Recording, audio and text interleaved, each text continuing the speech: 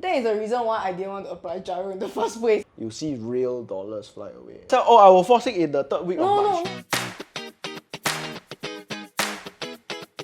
Hello, and welcome to this week's episode of the Argue Company podcast. We're your hosts for today, Glennard And Nicole. And today, what are we going to talk about? We'll be talking about unexpected business problems. problems. I want to do the same thing as you, then you change that. Never mind. So anyway, we talk about unexpected business problems, right? Just to set some context. So for our business, there are only 2 partners and nobody else. Okay, we don't have any part-time staff. We don't have any interns. We don't have any other form of help we can refer to. We don't have actually any mentors also. So when you work for yourself, right, the hard lesson that you learn is that you actually end up, any problems that you have to solve them all yourself. At least for the 2 of us, we are lucky we can kind of share the responsibility a bit. But that being said, I am working on this full-time. Nicole is only working on this part-time because she still has a full-time job being employed, gainfully employed in a corporate position. Yeah. Since the start of 2025, we have had a string of unexpected problems. So, what are some of the problems that we have faced? There's like unexpected bank problems. So one of it is that, okay, so there was a time when we were applying for gyro for our credit cards, and then I mistakenly assumed that we had applied gyro for our corporate credit card as well. So then, that's another thing that I realized. After we applied gyro, right, I stopped checking the bank account statements already. That is the reason why I didn't want to apply gyro in the first place, actually, because I know that if the bank is helping me pay, right, I wouldn't check. I don't have the habit of checking the bank accounts anymore. So so this is just like on the side note that like I actually stopped checking the bank account. One step back. To explain to people who may not know what gyro is. Okay. So gyro is kind of auto payment. I think the easiest way to describe is either a routine or auto or pre-scheduled payment. Like a scheduled monthly transfer. So if you're paying like credit card bills, then in the context of credit card bills, it will just get the amount that you need to pay, and then it will just deduct from your bank account automatically. Yeah, so just to set the record, this is what gyro is in the context of Singapore, in the context of our banking system. But yeah, going back to what you said, right? Setting up auto payment on gyro ends up costing predictably making one of us not check their bank statement, and then resulting in late fees, bank fees, missed payments. Okay, you know why? Because as a result of not checking the bank statement diligently, right, then I missed out that there was going back, I thought we did the gyro. So then I didn't pay. Stopped reviewing I stopped reviewing the bank statement. Then I didn't pay anything also. I didn't even double check. Then I think I received a text message from the bank, like a notification from the bank saying that reminder that you did not make this payment on this day. Then that's when I found out like oh no. So we didn't apply for that auto payment. I'm gonna cut in here, right, and say I am, like, as happy as I am that banks and everything are going paperless, right, I am so angry now that they don't give reminders that your payment is upcoming. They only give reminders that, oh, you missed your payment, you will now be charged. Because almost all my credit cards, bank accounts, bills, right, by default, that is the standard already. No more reminders for upcoming payment, only notification that you are penalized. No, they have reminder for your statement is here. Yeah. They tell you your statement is here. But they don't tell you that. They don't tell. Oh no. I think payment is due. In that notification, they say, okay, your statement is here. Be sure to make payment by this date. But when let's say it's the day before of the payment, right? They don't say anything. Yeah. Is that what you're referring to? Yeah. So in the past where you received it as a paper notification. Oh yeah. So everything is kind of like in that one list. So everything is just in one letter. But now, right, because it is a notification or it is an email, it will just say your March statement is now here. Yeah. Which is Please like make not payment very by 9 useful. March. Yeah, no, they don't say please make payment by 9 March, except inside the PDF itself. But the notification you get is in the email. No, the banks that I use, I don't see. Do you have it? I thought I saw it for Standard Chartered before. Like for Standard Chartered. Yeah, Standard Chartered is the one that I don't have. So maybe that is the one difference. But from my experience, right, using 3 different banks, I've not encountered in any of the 3 banks it's that still, I use. like it's a majority thing. Yeah. It's a majority bank thing. Yeah, but the majority banks by default, they won't really remind you that a payment is due soon. Yeah. Yeah, but besides bank fees, we also have other like admin fee. nonsense admin payments that we didn't make because we didn't know, right? Yeah. So previously we were also hit with another fee from Accra. So I don't know what is the short form for Does Accra. Accra stand for? I don't know what is it, but basically it you is look the. That up? I'm not gonna look that up. It's I wish I never know what is Accra, but Accra is the organisation that kind of manages the business, the registry of businesses, and apparently you need to make an annual declaration about something. I still don't know what I'm declaring. I just know I need to do it every year. You need to keep declaring that you're still functioning. I think you're still operating. Yeah, I think that is what you're supposed to do. I think you're just declaring that you're still operating. Like you haven't gone out of business. But the thing is, you're paying taxes, what? So as long as you're paying taxes, you're technically still operating, what? Because even when you have a loss, you have to report that you have a loss. So like, okay, but regardless, right? What happened was during our first year, we didn't know that. They never link with the tax company. Yeah, they never link up with the they tax never link organization. Up with the But yeah, so what happened in our first year, right, was we didn't realize that we actually have to make an annual declaration, and we just kind of go by our day. We were due to do it in July. We didn't see anything. Oh yeah. There was no news notification at all. no first email, nothing. Our first sign that something went wrong, right, was from the bank statement. No, it's not the bank statement. It's not the bank statement? No, I thought it was. I received a letter from Accra in December. So it was due in July and I received it in December saying that we have missed kind of like the window to declare. windows, not just one, 2 windows to declare and make payment. Because when you make annual declaration, you still make payment also. So we have missed that. So they generously offer to say that if we resolve this online, instead of a $3,000 fine, we will give you. You will only need to pay $200 or $300. Your 300, I remember. Yeah, but the original is like basically original is a charge, is a fine. I don't know exactly how much, but it's like a stupid number. I think it could be 3,000. I think it's I don't know lah, but I just say I don't know what is the exact number. I just know it's like a lot more than the thing. But we were not informed of this when we signed up on Accra the very first time. We were given kind of like all our different documents, business profile, UEN number, entity number, things like that. But then there was nothing to say, oh, every year you need to do this. And it really definitely don't have, right? No, definitely don't have. I went back to check. Every time you did check. So I have this thing, right, where every time I get a fine, right, or every time I get something that I feel you need to know your rights. Unjustified, right, I will always check back to see, okay, was it my fault for missing out? Was I notified and you missed the email? Missed the email, like or it was your junk, then you didn't in my see junk, or like I accidentally delete it. Or I read it and then I forgot it. Oh, okay, I want to establish, right, is it my fault? Or is it somebody else? Because I need to know, right, kind of whether I need to improve my reminders.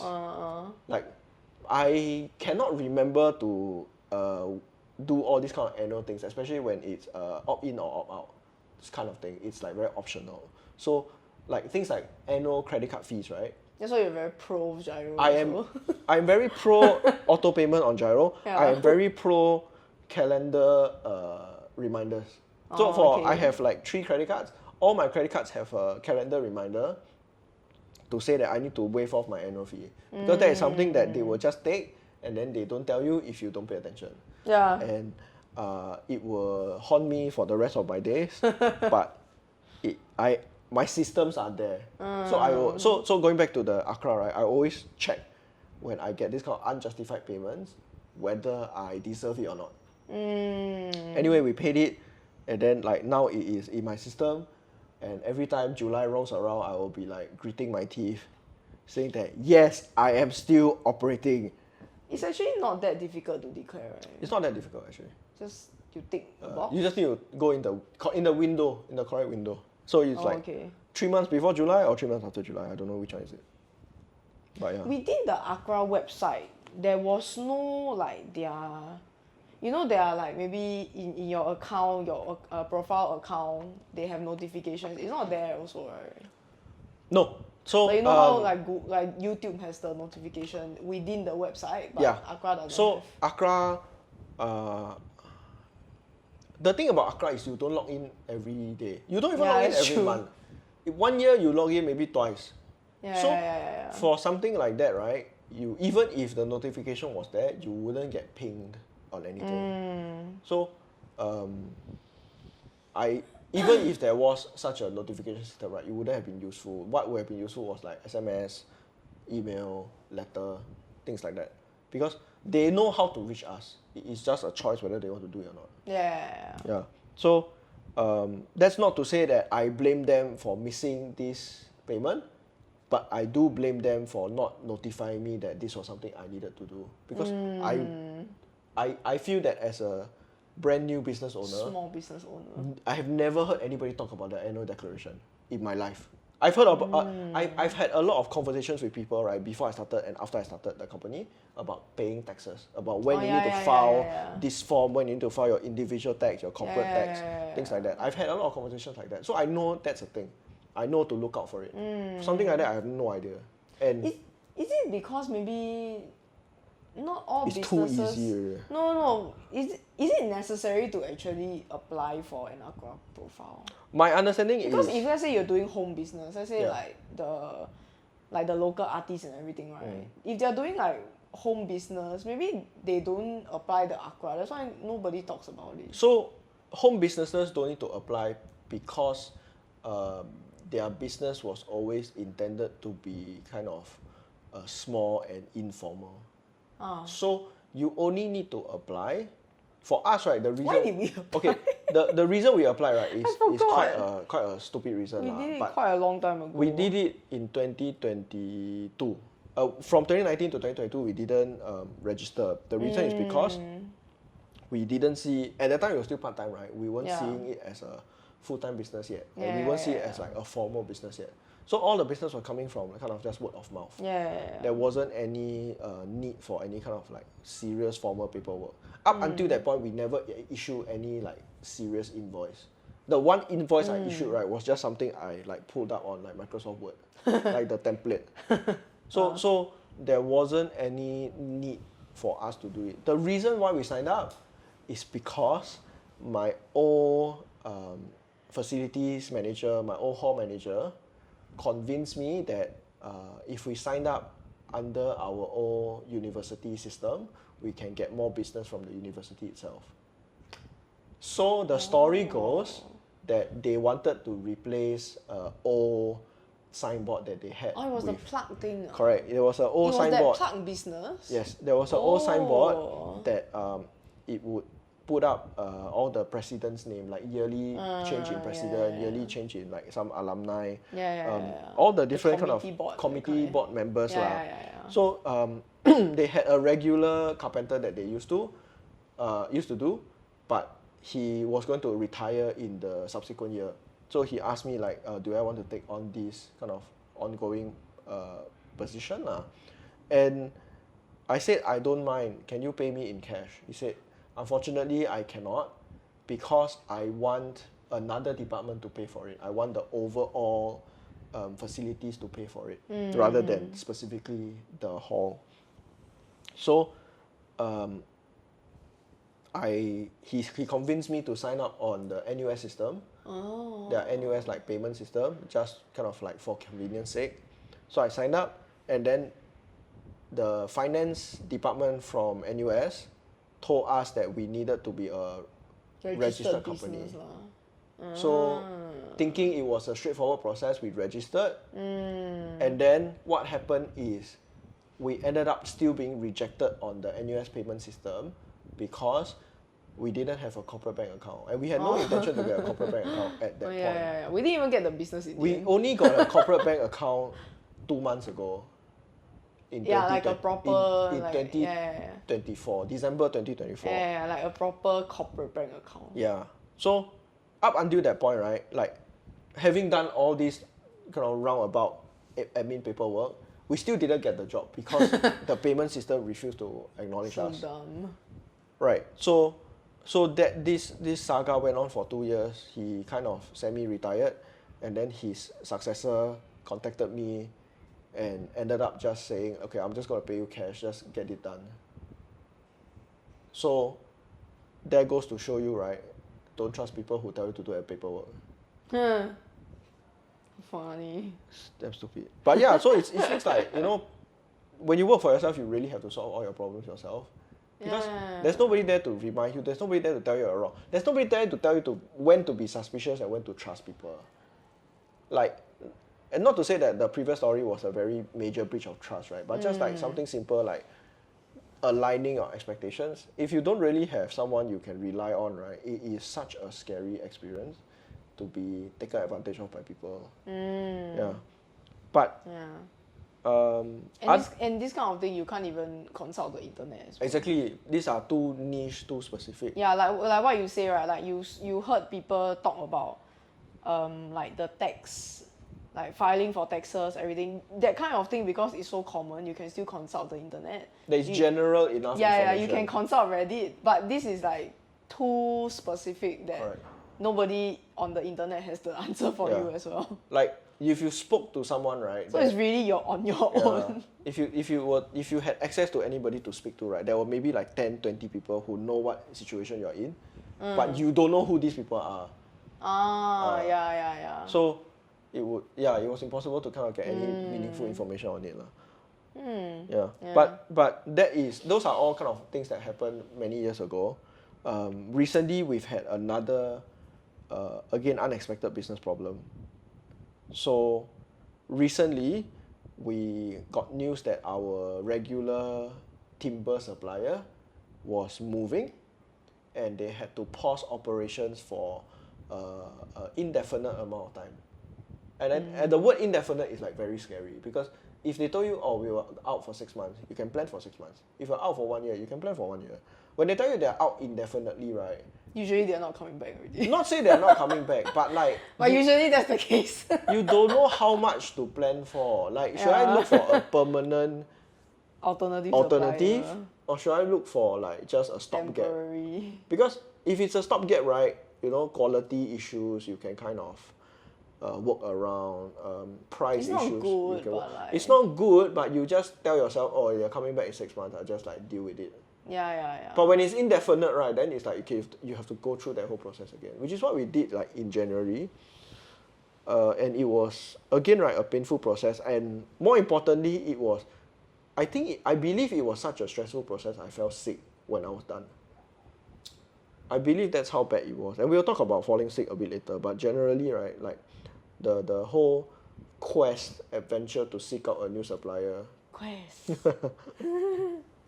The whole adventure to seek out a new supplier was quite intimidating, because when you speak to suppliers, Singaporean suppliers seem to be very connections-based, network-based.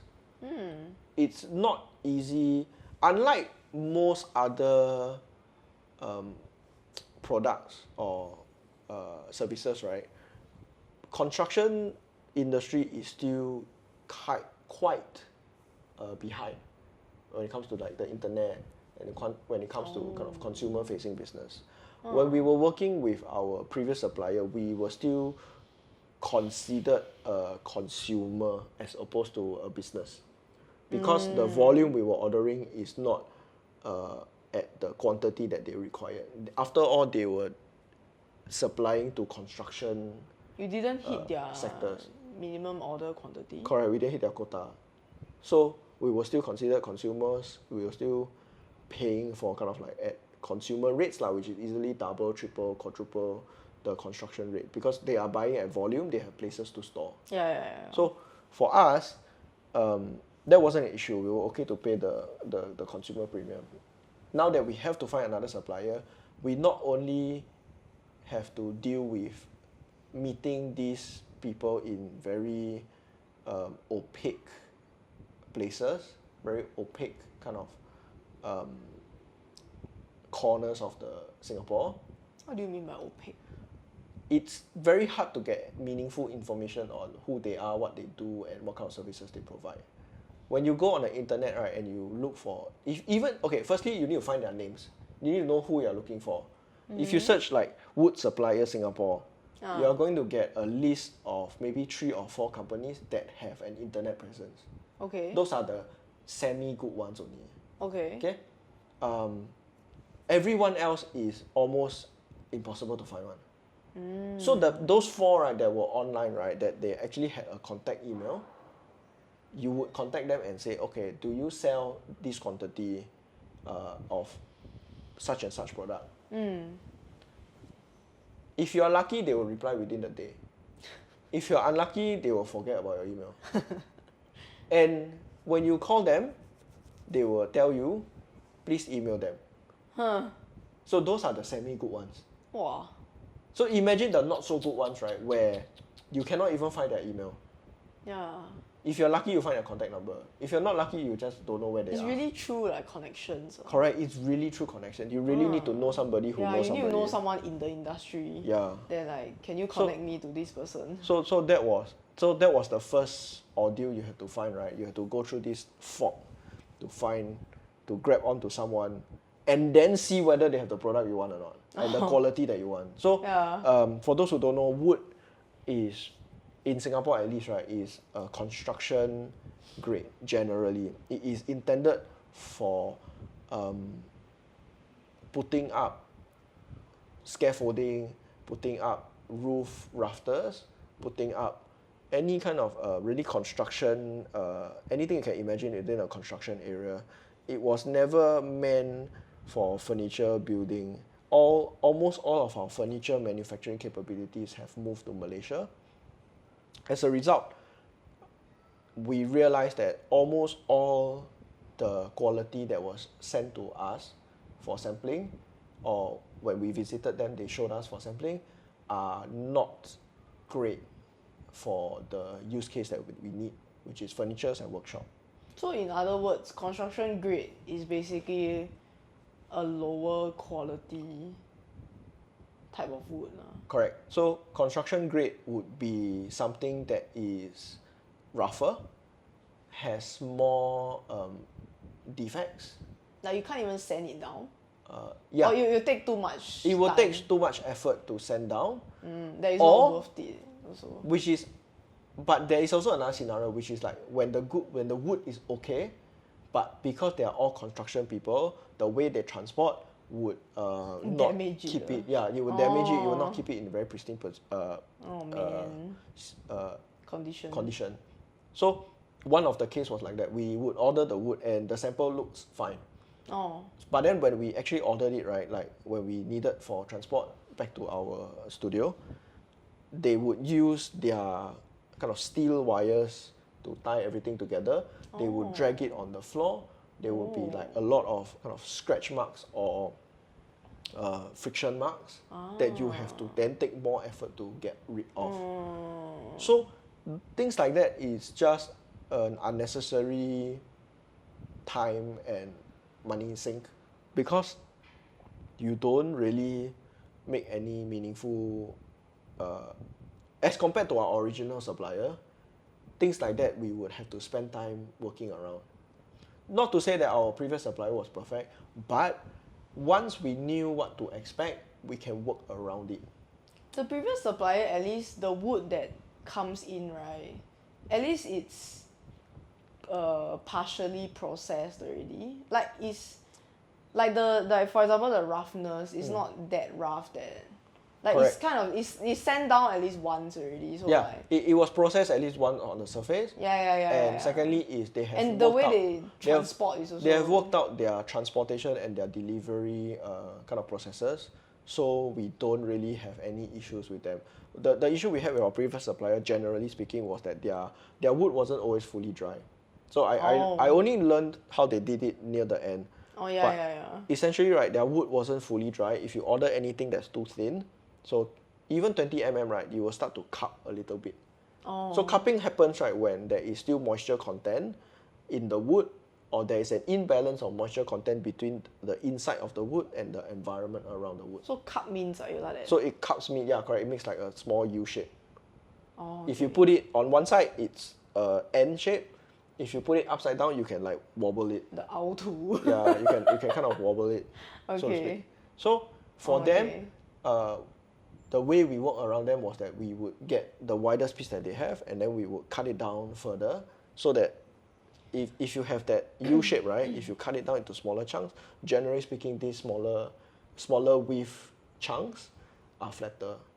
Yeah, think of it as you have a very big kind of bowl, and then you cut down just like small strips to make like a xylophone. They would just end up flat rather than they curve up all the way. Okay. Yeah, so with our old supplier, right, we learned after about many years, like 4 or 5 years of working relationship, we knew how to handle what they would throw at us. Now we had to restart that process again. So we search for a supplier, then second, we still have to search for the right product, because the product that our previous supplier used to sell is a material called African mahogany, or Khaya, Khaya. Okay, wait, I'm gonna hold that thought. I have a question regarding, before you go on to the product, right? I have a question regarding between the time to, let's say, process bad wood versus you pay a more premium price. Which one do you think is more, which do you prefer? Okay, so my take on this, right, is that it is situational. Okay. So from in a non-rush situation, it is okay for them to give me a lower quality, lower price product. That one no issue, because in a no rush situation, you have the time to sort it out. So you don't mind I don't using mind extra time lah, using I- time to substitute for price. for the price. Okay. Usually I have no issue. The problem comes when you are making plans or you are speaking to clients, and you have either clients who are very impatient and they need something next week, or you have unexpected orders in your workshop, for example. So workshops are not going to entertain whether you need to process their material or not. They just come in expecting things to be ready for them. Or like the workshop classes. Correct, like the workshop classes. Right. So the problem comes for this kind of supplier, right, is in terms of planning. Because when you have a known issue or your known quantity, you can say, okay, I know that this supplier will always give me a problematic product that I need 1 week to process. Then I will always build that in when I speak to my client, or you let them, you increase the lead time lah. Correct. So things like increasing the lead time, or even things like increasing the cost, or things like ordering in advance. There are ways to deal with this. But when you have a new supplier that you're not familiar with, you need to work around the ins and outs of things like that, and not having any clarity on what their position is makes it very scary to manage clients, right? So for example, we have because this company is moving operations, we actually gain a new client as a result of that. Oh, who was it? So I'm not going to disclose their name on the podcast. Oh, what was the project? But we have a large order of 50 pieces of what is essentially the same block of wood. Oh. And they are looking, they essentially just want to replace their old supplier. And they are their not. old supplier was our supplier also. Their old supplier was our old supplier also. Okay. And they are not in the wood business, so they don't have the time to do what I did, Right. hunt around. Yeah, They did the same thing as we did, right? Which is go look at the internet, who is the most friendly. Search wood company. Who is the most user-friendly like shopping website, and then just order, which is what we did. And we never had a problem with that. So they came to us because I guess we are the second most friendly wood based website on Singapore. They came to us. They asked for their kind of existing product, the product that they used to order, and then we have to make some kind of assurances to them to say we are also doing the same thing. Let me look for it, and if I find it, I will tell you, and I will deliver it at the price that your previous supplier sold you at. Right? So when you have cases like this, right, how do you plan around them? How do you don't know whether your supplier is going to deliver something quickly, slowly, at a high quality, at a low quality, with care, without care. So you just have to kind of like roll the dice and hope for the best. And if it doesn't work for the best, you work overtime, or you pray that somehow the shipment comes from somewhere. So that was what we went through. As a result, you went through actually. yeah, what I went through. I didn't do anything. I didn't even help you. Yeah.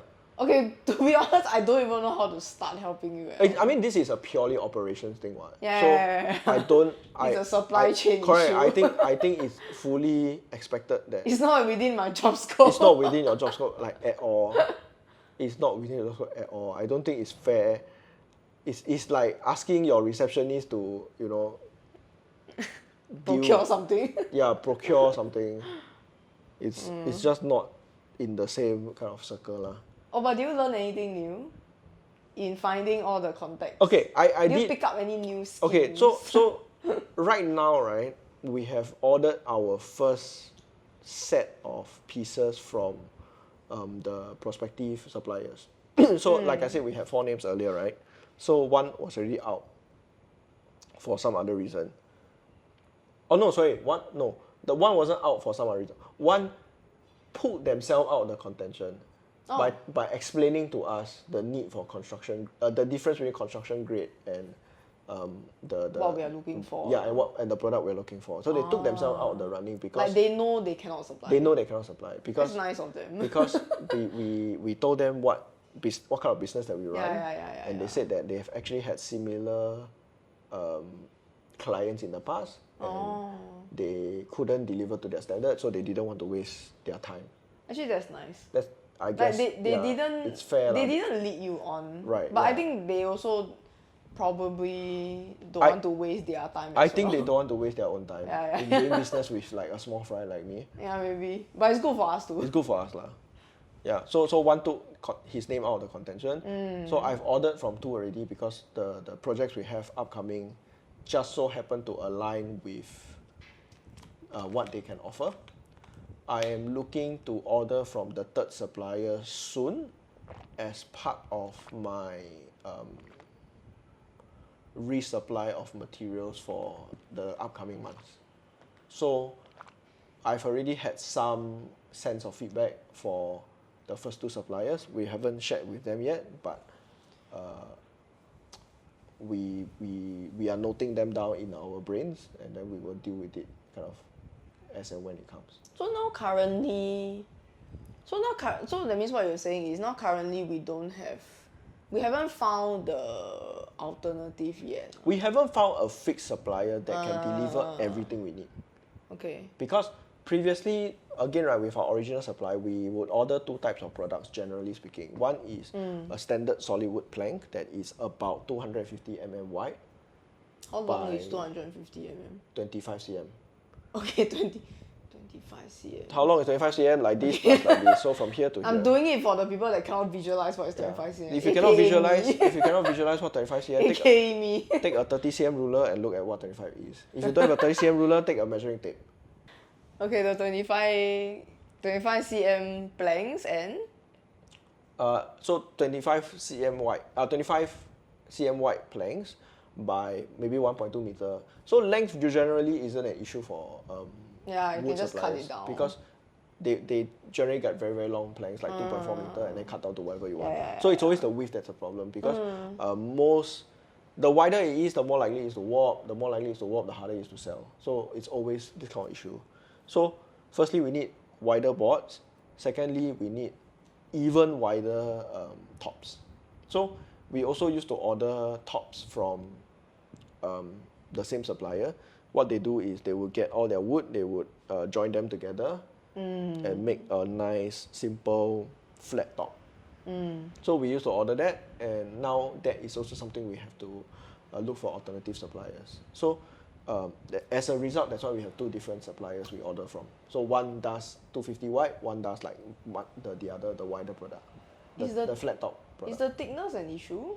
Because I remember thickness is an issue, yes. Yeah, I remember last time you got like you mentioned thickness being a problem also. Yes. Like So when they don't have a certain form of thickness. So thickness is an issue because generally speaking, right, when you work at when you're making different projects, different items, you want to size the thickness of the wood to the correct size, correct scale for your project. If you're making something that's like you can hold in your hand, you don't want something that's so chunky like 20 mm wood, right? And then on the other hand, if you make a table, you don't want something that's very skinny to hold up the legs. Yeah. So the thickness is something that, while technically can be sorted out at our workshop, it is a very tedious process, and more important, it's a very wasteful process because we don't have the right machines to just kind of cut something in half, like thickness wise. The planer cannot? The planer can cut down, but it cannot cut in half. Also, you must keep. Correct. So example, Must right? keep cutting. Yeah, if I want to get a, let's say 35 mm thick block, I have to cut down from 50 to 35. But if I had a factory, I would just order something that is like 75 or 60 mm and I'll cut it in half. And then just plane a bit. Just trim down a bit. Like you place the board. Correct. Like that. And then you cut it. Oh. Correct. So that's what we mean. You just keep feeding it through lying flat. Yeah. Like you just until you shave off like from 50 to 48 to 46 until you reach the ideal that you want, which is 35. Because you're wasting one whole extra plank. Oh yeah, like you could, if you cut in half, you could use the other side. Correct. So that's what we mean, like when we say like in terms of saving, reducing waste. That is something that's like really unnecessary. So I feel like that's something I never realized. That like you buy a thicker piece and then you cut in half and then it becomes two pieces that you can use. Yeah. And then like, because I think I remember you mentioned like, I think even sometimes our old supplier couldn't give the thickness that you're looking for. Then I think, I don't know, is it because you wanted a thicker piece and then they only have a thin piece, or it was the other way around, but you didn't want to like, you buy, let's say if you want a thin piece, right, you didn't want to get the thick piece and then you plane it down. I didn't want to get a thick piece to plane it down. I didn't want to get a thick piece to plane it down because even though we had the planer already. Planing down is very time consuming and very tedious and very imprecise. Oh. It's very, very hard to get exactly something that to be 20 mm with the machine that I have. If you have an industrial machine, right, that like kind of sits in one location, you have to bolt it down. Oh. It's easier to get a precise number. Even then, it's not super easy. Like even then, right, there's still kind of tolerance errors. Yeah. So it's like you ask for 20, they'll give you like 20.1 or 19.9. Yeah. They still cannot Plus, get minus, you exactly 20. Yeah. But with ours, it's even harder. Like your tolerance will be bigger. My tolerance will your be standard bigger, deviation more. Correct. Yeah. So those are just the pitfalls of working in a small workshop. But yeah. Okay. But just now we were talking about how looking for new suppliers got me sick, how stressful it was. And then it's a stupid like never-ending cycle, right? Because like being stressful make you sick, then being sick make you stress about being sick, and then you fall even more sick. And the vicious cycle. Yeah, the stupid vicious cycle of being sick. And the worst thing is when you're sick in a job like mine, in a situation like mine where you are working for yourself, you cannot rely on anyone. So if you fall sick, everything stops. Yeah. So any kind of, like the best case scenario is you can send out some emails, get more sales. But any kind of production, right, if you have clients waiting for you, you have to tell them, hey, I have to delay 1 week. If you have workshops coming in today or the next day, you have to tell them, sorry, I have some, which we unfortunately had to turn away. And we have not recovered their business yet. So clients are very nice. When you tell them, oh, sorry, can we postpone? They'll say, oh, sure, we'll definitely come back. They don't come back. Yeah, but I mean, I don't blame them lah. I mean, yeah, I definitely don't blame them lah. If you set a time already, then you cannot commit. Then like, it feels like you cannot be trusted to commit to a schedule.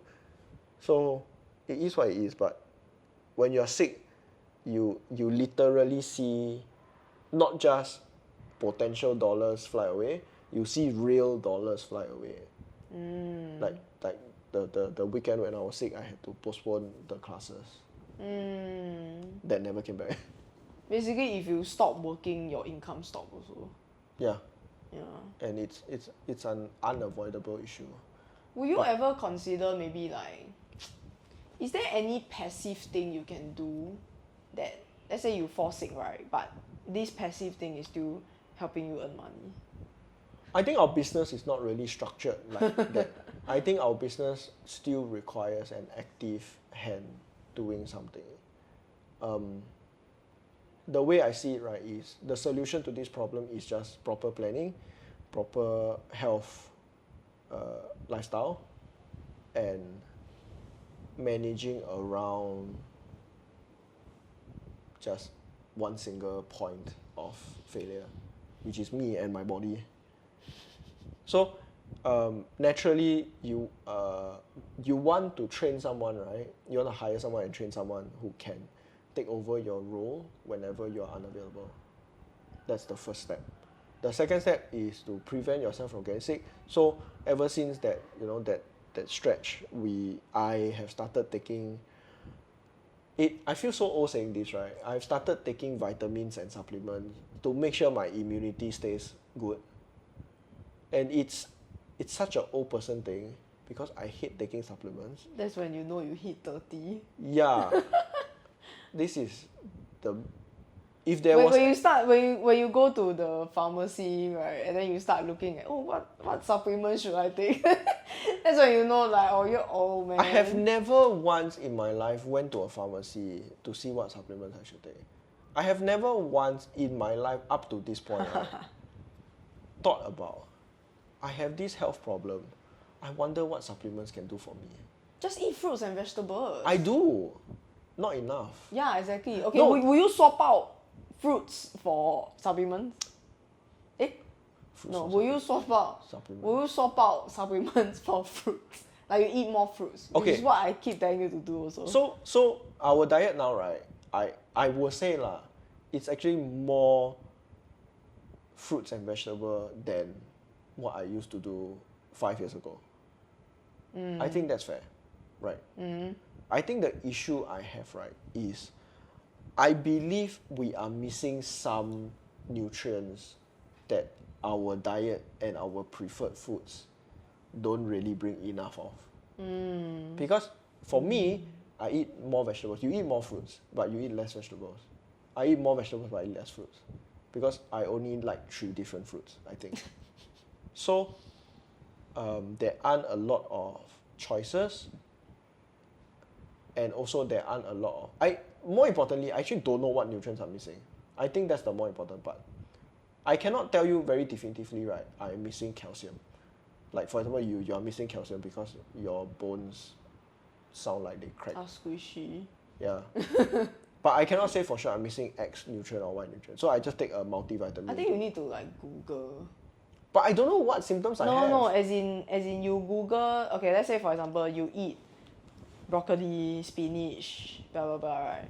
Then you Google those. And then you calculate like. Yeah, like you see those what vitamins and minerals do these vegetables give. I'll do that in my 40s. And then from there you see the full list of essential nutrients that humans should have, and then you cancel out which one you have already, and then you know what you're missing.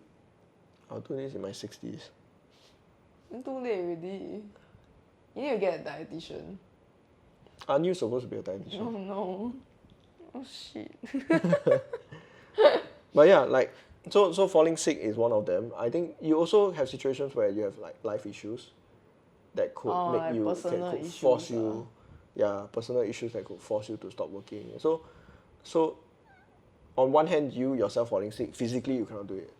But on the other hand, if your family falls sick and you need to start taking on some kind of caretaker or even like a visitor role, that's or just being like 24-hour worried. Yeah. So you That's have like round the clock worrying. Yeah, you have your anxiety plus your falling Then sick. you cannot think of anything else. I mean, also. that for sure is one of the things I miss about being in a corporate job, because if I fall off for like 2 days because I'm worried about somebody I love, the company won't collapse. the company, nothing changes in the company like at all. Everyone is dispensable. Oh, everyone is dispensable. The best thing about Don't being let them tell you otherwise. in my company, I am not dispensable. I am indispensable. Oh yeah, in your own company. Yeah, so that really is one of the unexpected business problems that you can find yourself in. Actually, honestly, falling sick is pretty expected. As in a way that falling sick you can prevent. But you don't In a know way, when you right? will fall sick. You can guess what? You can guess, You but can- you the cannot symptoms plan will for come it. out. You cannot tell yourself, oh, I will fall sick in the 3rd week of March. No. The whole point is you prevent yourself from falling sick. Which is what we you have to can do you now, can tell like, okay, my throat a bit. I can feel my throat a bit How many times has going that too worked? hard already. No, I tried. Then why are you still sick now? No, I'm not sick. You are. Who said I sick? You are sick. Don't lie to yourself. No, but honestly, there are times where I delay my sickness from onsetting. I think that's dubious at best. No, then you fall sick once your work is done. Yeah, I think you just tell yourself that like, That's you I'm like, technically not sick yet, but you actually are sick. I think no doctor in the world will see you and think, delusion. yeah, you're not sick. So delulu. But yeah, so I think this is a good place to wrap it up. We talk about unexpected business problems.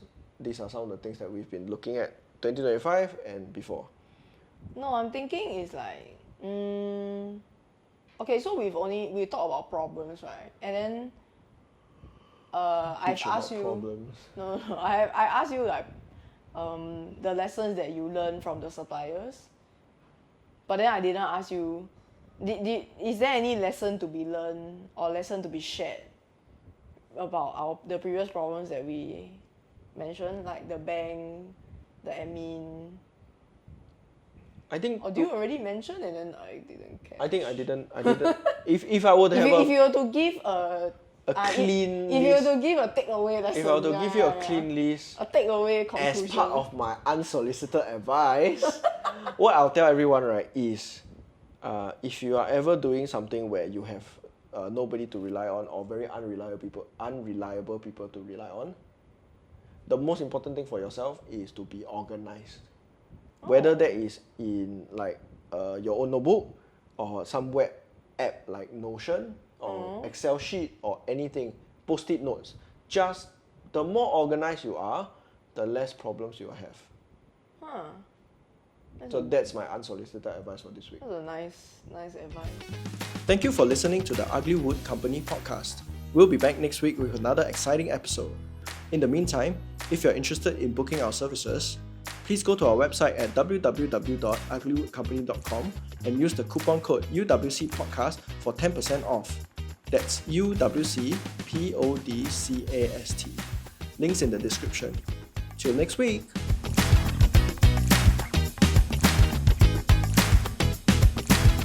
But you're quite unorganized.